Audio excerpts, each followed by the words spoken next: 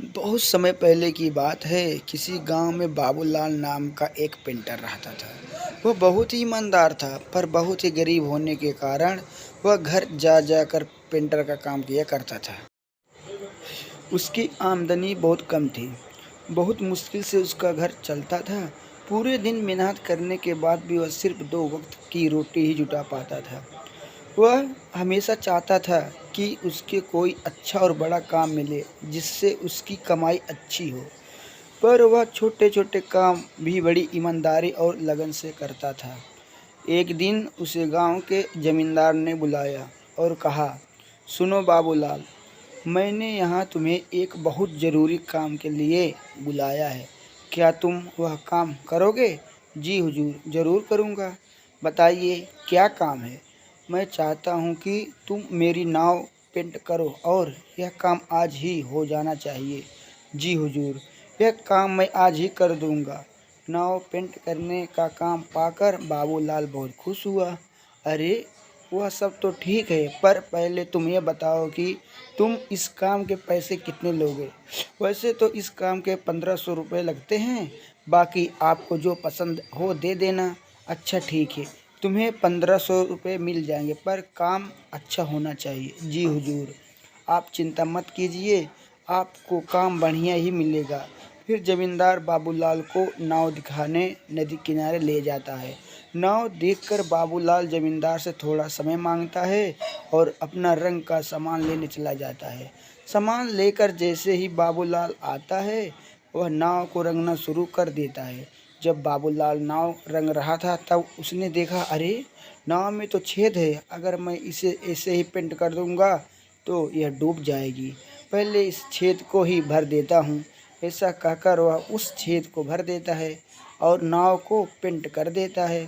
फिर वह जमींदार के पास जाता है और कहता है, हुजूर, नाव का काम पूरा हो गया, आप चलकर देख लीजिए। ठीक है, चलो। फिर वह समुद्र किनारे पहुंच जाते हैं और नाव को देखकर जमींदार बोलता है, अरे वाह बाबूलाल, तुमने तो बहुत अच्छा काम किया है। ऐसा करो, तुम कल सुबह आकर अपना मेहनत ले जाना। जी हुजूर। और ऐसा कहकर वह दोनों अपने अपने घर चले जाते हैं। अगले दिन जमींदार के घर वाले उसी नाव से घूमने जाते हैं। शाम को जमींदार का नौकर रामू, जो कि उसकी नाव की देख रेख भी करता था, वह जमींदार के परिवार को घर पर नहीं देखकर जमींदार से परिवार वालों के बारे में पूछता है। जमींदार उसे सारी बात बताता है। जमींदार की बात सुनकर रामू चिंता में पड़ जाता है। उसे चिंतित देखकर जमींदार उससे पूछता है, क्या हुआ रामू? यह बात सुनकर तुम चिंतित क्यों हो? सरकार, लेकिन उस नाव में तो छेद था। रामू की बात सुनकर जमींदार भी चिंतित हो जाता है। तभी उसके परिवार वाले पूरा दिन मौज मस्ती करके वापस आ जाते हैं। उन्हें शक्ल देखकर जमींदार चैन की सांस लेता है। फिर अगले दिन जमींदार बाबूलाल को बुलाता है और कहता है, ए लो बाबूलाल, तुम्हारा मेहनत, तुमने बहुत बढ़िया काम किया है। मैं बहुत खुश हूँ। बाबूलाल पैसे लेकर जब गिनता है तो वह बहुत हैरान हो जाता है, क्योंकि वह पैसे बहुत ज़्यादा थे। वह जमींदार से कहता है, हुजूर, आपने मुझे गलती से ज़्यादा पैसा दे दिए हैं। नहीं बाबूलाल, यह मैंने तुम्हें गलती से नहीं दिए हैं, यह तुम्हारी मेहनत का ही पैसा है। लेकिन हुजूर, हमारे बीच तो 1500 की बात हुई थी, यह तो 6000 है, तो फिर यह मेरी मेहनत का कैसे हुआ? क्योंकि तुमने एक बहुत बड़ा काम किया है। कैसा काम हुजूर? तुमने इस नाव के छेद को भर दिया, जिसके बारे में मुझे पता भी नहीं था। अगर तुम चाहते हैं तो उसे ऐसे भी छोड़ सकते थे, या फिर उसके लिए अधिक पैसे भी मांग सकते थे, पर तुमने ऐसा बिल्कुल नहीं किया, जिसकी वजह से मेरे परिवार वाले सुरक्षित उस नाव की सवारी कर सके।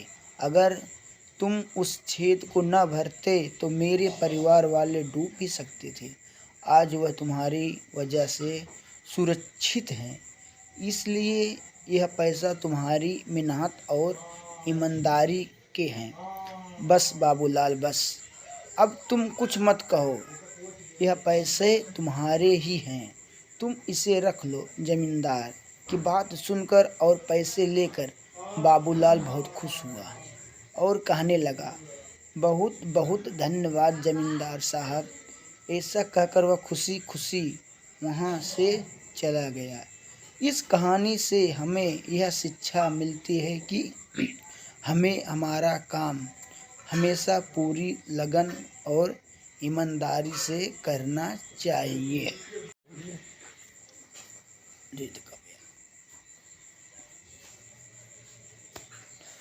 कहानी अच्छी लगी हो तो वीडियो को लाइक और चैनल को सब्सक्राइब जरूर